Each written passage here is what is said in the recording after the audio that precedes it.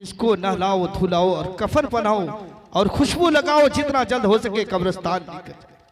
आज मेरे दोस्तों मेरे बुजुर्गों आज तसव्वुर करे हमारी निगाहों के सामने मरहूम अब्दुल मजीद साहब चले गए। वो भी हमारे तरह चलते फिरते थे, वो भी खाया करते थे, वो भी बातें किया करते थे, मगर आज हमारे दरमियान नहीं है। वो हमसे दूर चले गए, वो हमें देख रहे मगर हम उसे देख नहीं पा रहे। इंसान सोचता है ना मौत भी इबादत, मरना भी इबादत है। इसलिए मरने वाला जो पहले मरता है, जो सबसे पहले इस दुनिया से चले जाता है, वो इंसान खुशनसीब इंसान है। क्योंकि जिस नबी का कलमा पढ़ते हैं ना, जिस नबी पर सलातो सलाम पढ़ते हैं ना, उस नबी की जियारत पहले कब्र में होगी जो इंसान पहले कब्र में जाएगा। ये बड़ी एहसान है अल्लाह की, उस रब की जिस रब ने हमको और आपको पैदा किया कि उस नबी पाक सल्लल्लाहु अलैहि वसल्लम की दीदार होगी कब्र में। हमारी कब्र में मेरे आका आएंगे, अपने आका को देखेंगे। जिस आंखों ने, जिस निगाहों ने, जिसके पास अल्लाह ने मालो दौलत दिया, वो मदीना पहुंचता है, वो गुंबदे खजरा को देखता है। और जिसने जिंदगी में नहीं देखा तो अपनी कब्र में अपने आका को देखेंगे। उनकी कब्र में आका आएंगे और पूछेंगे और देखेंगे अपने आका। मेरे आका आएंगे, मुस्कुराते हुए आएंगे। ऐ लोगों, मेरा रब फरमाता है, ऐ लोगों, ऐ बंदा, इस दुनिया जमीन से तुम आना ना तो खाली हाथ न आना, मेरे नबी की कलमा पढ़ के आना, मेरे नबी पर कसरत से मोहब्बत से दरूदो सलाम पढ़ते आना। इसलिए आने के बाद मेरे नबी जब हमारी कब्र में पहुंचेंगे तुम्हारे चेहरे को देखकर मुस्कुराते हुए नजर आएंगे। मगर आज नहीं, आज मिलाद होती है, आज दरूद सलामें होती है, मगर आज इंसान घर में पड़ा हुआ रहता है। ये बड़ी अफसोस की बात है। आज किसी की दरवाजे पे मिलाद हो रही है, किसी मैयत के नाम से। कल हम भी मरेंगे, हमारे दरवाजे में हमारे लिए मिलादे होगी। आज हम नहीं जा रहे हैं, आज हम दरूद सलाम नहीं पढ़ते हैं, आज हम उनके लिए सुभान अल्लाह माशाअल्लाह नहीं कहते हैं। कल हम भी मर जाएंगे, हमारे लिए कोई सुभान अल्लाह करने वाला नहीं। आज इंसान किस चीज पर जी रहा है, किस चीज पर, किस घमंड पर जा रहा है। इंसान सोचो तो सही, आज हम किसी के लिए सुभान अल्लाह कहेंगे ना तो मरहूम को भी सवाब पहुंचेगा, उनके आलो अयाल को सवाब पहुंचेगा, हमारे खानदान वाले को भी सवाब पहुंचेगा। मगर आज सवाब नहीं पहुंचाना चाहते हैं। ऐ लोगों सुनो, अल्लाह पाक फरमाता है, अल्लाह के रसूल इरशाद फरमाते हैं, अगर अपनी जिंदगी में कुछ करना चाहते हो तो खुद से इबादत किया करो, खुद से सदका और खैरात और फितरा किया करो, अपने औलाद पर भरोसा ना किया करो। औलाद अगर नेक साले औलाद निकल जाएगा तो आपको मरने के बाद वो आपके हर साल एहसानी सवाब करता हुआ नजर आएगा, हर महीना कुरान की तिलावतें करता हुआ नजर आएगा। आज वो दरमियान नजर नहीं आ रहा है। ऐ लोगों सोचो तो सही कि अल्लाह पाक जब पूछेगा हमसे और आपसे पूछेगा, ऐ बंदा मेरे लिए क्या तोहफा लेके आया है, तो इंसान ये नहीं पूछेगा कि दुनिया में सदका खैरात किया था, मैंने गरीबों को कपड़ा बनाया था, मैं गरीबों के घर बना दिया था, मैं किसी यतीम को पैसा दिया था। नहीं नहीं नहीं पूछा जाएगा। अगर किसी चीज के बारे में पूछा जाएगा तो अल्लाह पाक फरमाता है सबसे पहले नमाज ही के बारे में पूछा जाएगा। मगर आज से हम लोग नाकाम हैं, आज नमाजों से कई कोसों दूर भागे हुए। आज जिस तरह आज शैतान पूरे रमजान में शैतान को कैद कर देता है, अल्लाह के रसूल इरशाद फरमाते हैं कि शैतान को रब्बे कायनात रमजान के चांद जैसे निकलता है ना तो शैतान को जंजीर से बांधकर समंदर में डाल देता है। जैसे ईद की चांद निकलती है ना, शैतान को छोड़ दिया जाता है। शैतान दूसरे को बहकाने के लिए, भटकाने के लिए जाता है। वो शैतान कहता है, ऐ इंसान, ऐ अल्लाह के नेक बंदे, तूने रब की इबादत की है पूरे रमजान में, रब के लिए भूखा रखा है तूने, मैं तुम्हें कैसे छोड़ दूंगा? क्यों मैंने मुझे समंदर में डाल दिया कि मैं नहीं आऊंगा? मैं तुम्हारे ईमान को छीनूंगा, तुम्हें बेईमान बनाऊंगा, तुम्हें गुनाह पे मुजबिश करूंगा। इंसान हम लोग गुनाह पे जा रहे हैं, इसलिए शैतान आजाद हुआ। उसी तरह हम लोग भी मस्जिद से आजाद हो गए हैं, उसी तरह रोजा से आजाद हो गए हैं। नहीं नहीं, अल्लाह पाक अगर 11 महीना में 12 महीना में अगर 1 महीने के रोजा रखा है तो आपको अल्लाह पाक ने 12 महीना में रोजा नमाज रखा है, पूरी जिंदगी नमाज रखा है कि 5 वक्त की नमाज मुकर्रर वाजिब फर्ज है, मगर उस नमाज को छोड़कर बैठे हुए नजर आते हैं। मेरे नबी फरमाते हैं कि जब इंसान जानबूझकर 1 वक्त की नमाज को छोड़ता है, वह इंसान 1,80,000 साल जहन्नम में जलाया जाएगा। इंसान की उम्र 1 साल 1 लाख की नहीं होती है। आज की उम्र, आज की दौर ऐसा हो गया है कि इंसान 50, 55, 60 साल में चले जाता है। इंसान किस जवानी की बात करता है? आज देखते होंगे कि जवान इंसान चले जाता है, बूढ़ा रह जाते हैं। ये इंसान सोच तो सही, जवानी पर इतराता है। मेरे नबी इरशाद फरमाते हैं कि जवानी में इबादत कबूल होती है, जवानी में दुआएं कबूल होती है, मगर आज करना नहीं चाहता है। आज कई कोसों भागा हुआ नजर आता है। इंसान क्यों अपने चांद को तकलीफ देते हो?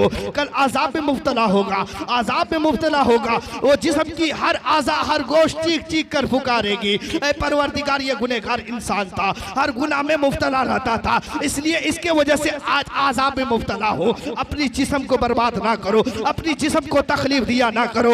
अल्लाह पाक तुमसे पूछेगा, ऐ बंदा बता तो सही, मैंने तुम्हें सेहत अता की है, मैंने तुम्हें ताकत अता की थी, मैंने तुम्हें जवानी अता किया था, मैंने सारी चीजें दी थी, सारी नेमतें तुम्हें दिया था। ऐ बंदा तू मेरे लिए क्या किया है, मेरे लिए क्या तोहफा लेके आया है? आज इंसान झूठ बोलता नजर आता है, किसी रिश्तेदार के यहाँ चले जाता है, नमाजी हो के नहीं, वो इंसान कह दिया करता है कि मैं नमाजी हूँ, क्योंकि झूठ बोलना आसान है। इंसान सोचता ना कोई नहीं देखता है। मेरे दोस्तों, मेरे बुजुर्गों, मेरे नबी फरमाते हैं कि हर इंसान के कांधे में किरामन कातिबीन रखा है, 2 फरिश्ते को मुकर्रर रखा है, जो एक अच्छा और एक बुरा लिखने पर मुकर्रर है। और रब्बे कायनात इतना इरशाद फरमाता है कि मैं अपने बंदों से अनकरीब इतना रहता हूँ। आज इंसान सोचता ना मैं गुनाह करता हूँ, कोई नहीं देखता है, मैं छुप छुप के रूम में गुनाह करता हूँ, मेरा रब नहीं देख रहा है। मेरा रब ऐलान कर रहा है कि मैं अपने बंदों से इतना अनकरीब रहता हूं कि गर्दन की पिछली वाली नस से ज्यादा अपने बंदों से करीब रहता हूं।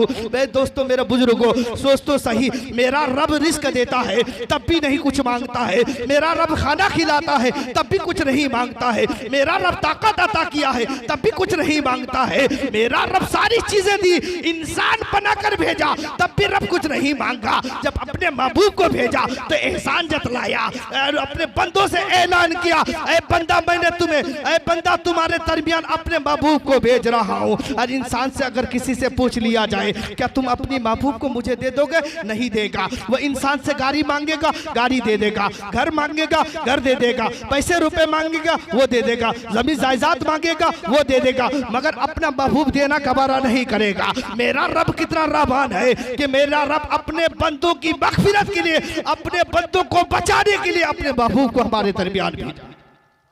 ये रब की एहसान है, मगर आज नहीं समझते हम। आज मेरा रब कितना करीब है कि सब कुछ दिया तब भी नहीं कुछ करना चाहता। अल्लाह पाक से सारी रूहों को जब ने पैदा किया था रब ने, तो सारी रूहों से कहा था परवरदिगार क्या रूहें बता तुम्हें किस लिए पैदा किया? तो सारे रूह ने कहा मौला तू अपने हम्दो सना के लिए पैदा किया। अरे रूह बता तुम्हारा रब कौन है, तुम्हारा माबूद कौन है?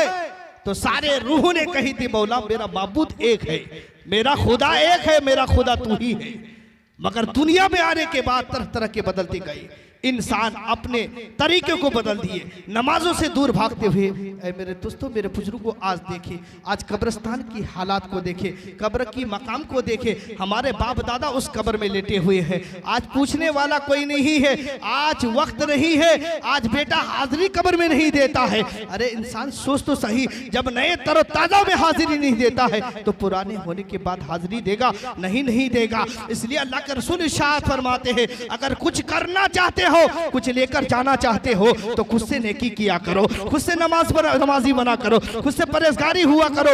नमाज ऐसा पढ़ो कि लोगों को दिखाने के लिए ना पढ़ा करो, नमाज पढ़ो इसलिए रब की रिजा के लिए इबादत किया करो, अल्लाह को खुश करने के लिए नमाज पढ़ा करो। जब अल्लाह को राजी करने के लिए नमाज पढ़ेंगे, परवरदिगार बंदों से, अपने फरिश्तों से कहेगा ऐ फरिश्ता देख तो सही, मेरा बंदा मुझे देखा नहीं है तब भी मेरी इबादत करता है, मेरा बंदा जहन्नम को नहीं देखा है तब भी डरता है, मेरा बंदा मेरा बंदा जन्नत को नहीं देखा तब भी खुशियां मनाते हुए नजर आता है कि इंसान मरने के बाद एक ना एक दिन जन्नत में सब इंसान पहुंचेगा, सारे मोमिन पहुंचेंगे। मगर सजा काटने के बाद क्यों सजा काटे, क्यों हम सजा काटे? अल्लाह ने 5 मकाम को रखा है, 5 चीजों को फर्ज किया है। 5 चीज को हम फॉलो कर लेंगे ना, फिर हम हर जगह से पाक हो जाएंगे, दुनिया और आखिरत के लिए भला हो जाएंगे, दोनों जगह के लिए हम बेहतर हो जाएंगे। जब दोनों जगह के लिए बेहतर हो जाएंगे तो अल्लाह पाक हमें चुन लेगा। जब रब्बे कायनात हमें चुन लेगा तो फिर कोई जन्नत से कोई रोक नहीं सकता है, कोई रोक नहीं सकता है। जन्नत में जाने के लिए कोई आर नहीं आ सकती है। मेरे दोस्तों, आज सोचे, आज जिसके माँ बाप चला गया है उस माँ बाप की कदर को समझे। अल्लाह के रसूल इरशाद फरमाते हैं, जिनका माँ बाप मौजूद है, जिनका माँ बाप जिंदा है, वो सबसे बड़ा एहसान है, सबसे बड़ा कीमती इंसान वही है। उसी इंसान के पास हीरा है। बाप माँ ऐसा हीरा है कि जिस दिन चले जाएगा, जिस दिन आपकी नजरों से ओझल हो जाएंगे, पर्दे हो जाएंगे, वो बाप माँ ना मिलेगा। दुनिया में खरीदने से करोड़ों बाप मिलेंगे, जो बाप आपको जन्म दिया है, जिसकी लुत्फ से आप और हम पैदा हुए हैं, वो बाप माँ ना मिलेगा। जिसने आज सोचता है ना, आज उस माँ बाप को देखकर इंसान चलता हुआ नजर आता है। बुढ़ापा में इंसान को तकलीफ और परेशान करता है। इंसान सोचता है मेरा बाप कब मरे, दुआएं करते हुए नजर आता है। इंसान सोच, मेरे आका इरशाद फरमाते हैं कि तुम्हारे पीछे किसी का सहारा है। जिस दिन से बाप और माँ चले जाती है उस दिन से तुम्हारा सारा खत्म हो जाता है, तुम्हारे पीछे दुआ करने वाला खत्म हो जाता है। आपको बताता चलूं, हजरत मूसा कलीमुल्लाह वजहिल करीम, जब हजरत मूसा कलीमुल्लाह वजहिल करीम की वालिदा मोहतरमा इंतकाल हो गई, पर्दा कर गए तो एक पत्थर से ठोकर खा गए, तो रब के तरफ से आवाज है, मूसा संभल के चल, तुम्हारे पीछे दुआ करने वाला कोई नहीं है। मूसा अलैहिस्सलाम रोने लगे कि मेरी माँ की दुआ थी मेरे पीछे, आज से नहीं रही, रो रहे गिड़गिड़ाए। मेरे दोस्तों, माँ बाप का मकाम ऐसा है। हजरत इमाम सादिक फरमाते हैं कि जो माँ बाप का मकाम और रुतबा ऐसा है कि माँ बाप के मकाम और रुतबा जन्नत से ज्यादा बुलंद रखा है। इंसान सोचे, आज कहते माँ के कदमों के नीचे जन्नत है। नबी का पाक सल्लल्लाहु अलैहि वसल्लम इरशाद फरमाते हैं, बाप के पेशानी में जन्नत रखा गया है। आज जिस नौजवान के पास बाप माँ है, सबसे बड़ी खजाना है, सबसे बड़ी नेमत है। अपने माँ बाप के पेशानी को चूमा करे, अपने माँ के कदमों को चूमा करे, अपने माँ बाप को इज्जत से पेश किया करे। अगर माँ बाप के दिलों से उफ निकल जाए, माँ बाप के दिलों से उफ निकल जाए, जितने जिंदगी में अगर हजारों हज करे होंगे, वो हज भी बेकार हो जाएगा। माँ बाप को एक बार उफ तक कह दे, वो बंदा 1000 हज किया होगा तब भी वो बेकार हो जाएगा। एक इंसान हज करने अपने माँ को लेके गया मदीना, और मदीना में एक बार ने 7 बार लेकर गए, और अपने कांधे में लेकर 7 चक्कर घुमाए, और 7 बार गए। 7 बार घुमाने के बाद जब पूछने लगे रब के बारगाह से, मौला क्या मैंने अपने माँ की हक को अदा किया है?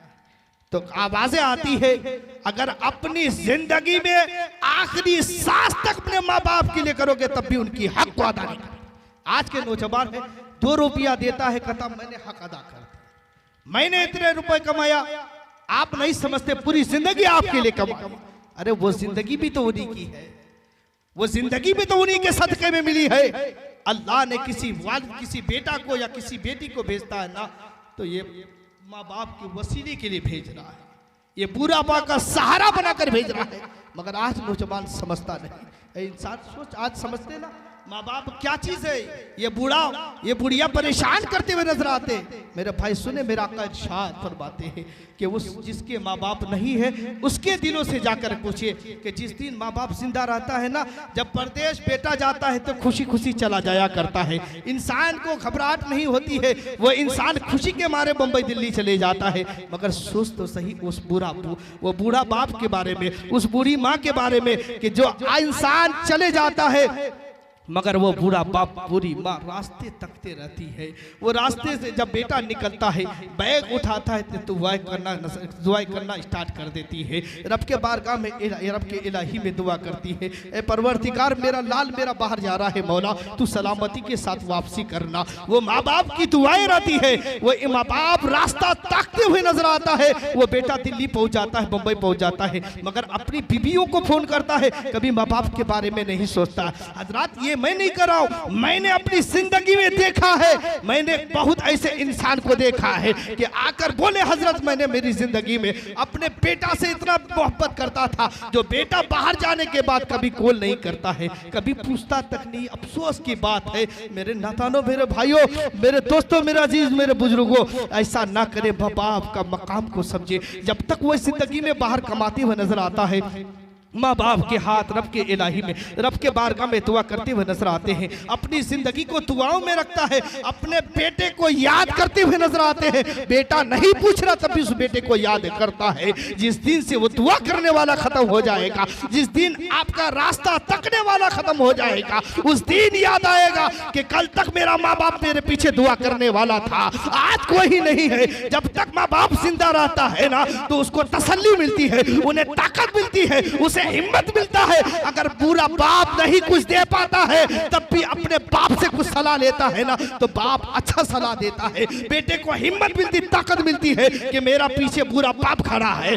मेरा वालिद खड़ा है, मेरी माँ खड़ा है। मगर आज नहीं समझता है।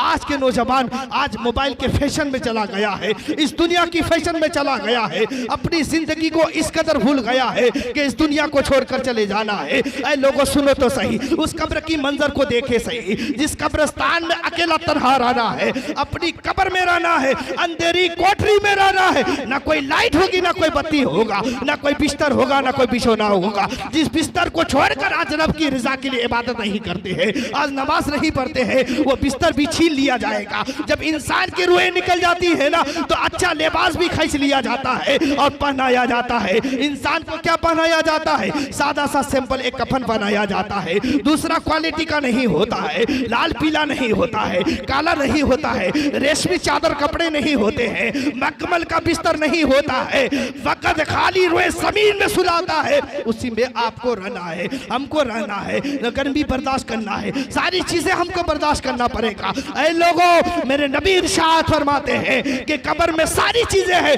ये दुनिया की ऐसी क्या है, इससे ज्यादा ठंडी हवाएं कब्र में चलती है, इससे ज्यादा बिस्तर मखमल का कब्र में लगा है। मगर उसके लिए मेरे नबी इरशाद फरमाते हैं, जो इंसान दुनिया में इबादत करेगा, रियाजत करेगा, दगाबाजी नहीं करेगा, झूठ नहीं बोलेगा, चुगलखोरी नहीं करेगा, अल्लाह रसूल से मोहब्बत करेगा, अब मरते वक्त ईमान के साथ मरेगा, तो उनके लिए कब्र भी इंतजार करती है, कब्र भी अपने गोद में लेने के लिए इंतजार करती है। मरने वाला इंसान भी कहता है घर वालों से, ऐ मेरे रिश्तेदारों, मेरे बेटे, मुझे लेट क्यों कर रहे हो, मुझे देर क्यों कर रहे हो, मेरे मंजिल तक, मुझे मेरे ठिकाने तक पहुंचा दो। वो मरने वाला नेककार होता ना, तो कब्र की निगाह करता है, अपने ठिकाने को देखता है, और उसकी कब्र में जब डाला जाता है ना, तो आज हम लोग सोचते हैं ना कब्र में डाल दिया करते हैं। नहीं नहीं, मेरे नबी फरमाते हैं 70 माओ से ज्यादा कब्र मोहब्बत करती है। अपने बाहों को फैला लेती है कब्र, अपने गोदों में कब्र ले लेती है और प्यार से उसको सुला दिया करती है। अगर जन्नती इंसान होता है, मेरे नबी इरशाद फरमाते हैं, उसके लिए जन्नती बिछोना बिछाया जाता है, जन्नत के दरवाजे खोल दिए जाते हैं, और मशरिक से मगरिब तक, जुमा सुनूब से जुमा तक पूरे पर्दा खोल दिया जाता है। दूर तक जहां तक उनकी निगाह पहुंचती है, वहां तक वो इंसान देखता है। उसके लिए कोई आर नहीं होती है, उसके लिए कोई रोक नहीं होता है। कब्र हमारे लिए बेहतरीन घर है, मगर अच्छे नेकी करेंगे, अच्छे परहेजगारी करेंगे तब, वरना हमारी आमाल फिर बहुत बुरा। जब हम नहीं करेंगे फिर इसका फल पाएंगे। इसलिए हम इबादत किया करें। आज सोच सही कि आज वो बेटा कब्र में कहता होगा, याद करता होगा वो बाप। आज हम लोग कब्र में नहीं जाया करते। बस 2-3 मिनट रुकिए, उसके बाद फिर रुखसत हो जाऊंगा। कि आज कब्र के बारे में नहीं सोचता, कब्र की हालात को। आज हम लोग सोचते हैं ना, कब्र वाला हमारी आवाज़ों को नहीं सुनता है, हमको नहीं देखता।